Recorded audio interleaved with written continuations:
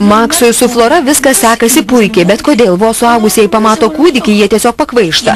Ką jie turi tokio, ko neturime mes? Nieko, jie nemoka kalbėti, nemoka nieko daryti, jais būtina rūpintis. Ar įsivaizduojate Florą šitaip, juk jie išeis iš proto?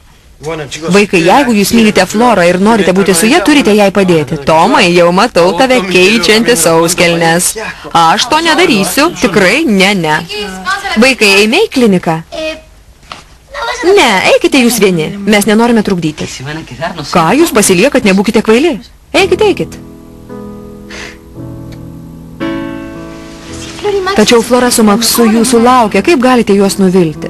Bet to pagalvokite, jeigu jie sužinotų, kad būtent jūs netėjote. Kodėl būtent mes? Mes neišskirtiniai.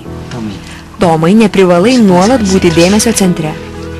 Ką tik į pasaulį atėjo 3 mažyliai, jie visada bus su mumis, tu juos daug ko išmokysi.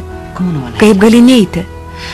Mes šeima, tačiau kiekvienas užima ypatingą vietą, tiesa? Taip. Štai kodėl niekas neužims jūsų vietos. Nagi, vaikai, aš jūs myliu. Gerai, pagaliau šis tas nauja. Greičiau, eime.